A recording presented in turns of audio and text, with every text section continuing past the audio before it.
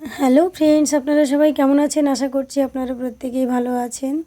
তো চলুন আপনাদের আজকে দেখিয়ে দেব যে কীভাবে আমি এই মাছটা রান্না করেছি। তো এই মাছটা হচ্ছে মৃগেল মাছ, বা অনেকে অনেক রকম নামও বলতে পারেন। তো এখানে এই মাছটা জ্যান্ত মাছ, এটা প্রায় 2 কিলো ওজনের মাছ। তো মাছটা আমি বেছে পরিষ্কার করে ধুয়ে পিচ করে নিয়ে চলে আসলাম। তো নেওয়ার পরে আমি এগুলোকে আবারও ভালো করে ধুয়ে নিয়ে তুলে নিলাম একটা পাত্রে।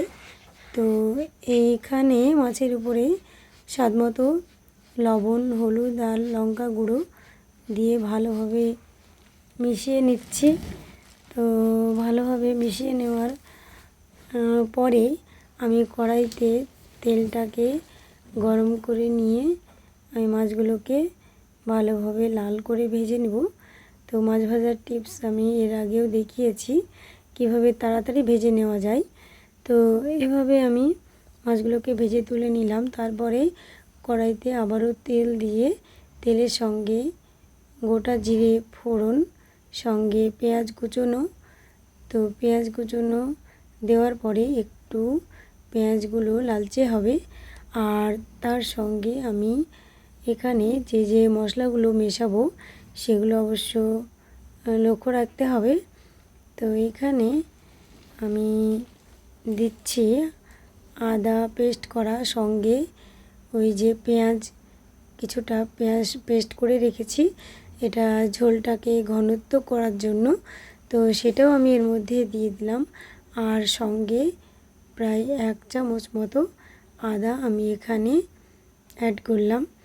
তো এগুলো সব একসঙ্গে দিয়ে ভালোভাবে নেড়ে নিয়ে আমি এখানে অল্প কিছুটা জল দিয়ে দিলাম, যাতে পেঁয়াজগুলো ধরে না যায় বা মশলাগুলো ধরে না যায়। তো তারপরে এখানে আমি আবারও মশলা, যে পরিমাণ মশলা লাগবে সেগুলো আমি দিয়ে দিচ্ছি। তো এখানে দিলাম লঙ্কা গুঁড়ো, হলুদ গুঁড়ো, লবণ, জিরে গুঁড়ো। তো এগুলো দিয়ে আমি এখানে ভালোভাবে আরও কিছুক্ষণ মিশিয়ে নিয়ে আমি 2 চামচ মতো টক দই ব্যবহার করছি। তো অনেকে এখানে টমেটো দিতেও পারেন, তো আমি এখানে টমেটো না দিয়ে দিলাম টক দই। আর টক দইটা দিলে কি মাছ রান্নাটা ভীষণ ভালো লাগে। তো আমি এভাবে ঝোলটাকে বেশ ফ্রাই করে নিলাম, আর দেখুন কি সুন্দর কালার হয়ে এসেছে, তেল মশলা একদম আলাদা হয়ে গেছে মনে হচ্ছে। তো তখনই আমি এখানে আরও কিছুটা জল দিয়ে দিলাম, আর এই জলটা যখন ফুটে উঠবে ঠিক তখনই কিন্তু আমি ওই মাছ ভাজাগুলোকে ঢেলে দেব। আর তার আগে আমি এখানে কয়েকটা কাঁচা লঙ্কা চেরা দিয়ে দিলাম। আর ঝোলটা যতক্ষণ না ফুটে উঠবে ততক্ষণ কিন্তু আমি মাছ ভাজাগুলোকে ঢালবো না। তো মাছ ভাজাগুলোকে এবার ঢেলে দিলাম, যেহেতু ঝোলটা ফুটে উঠেছে।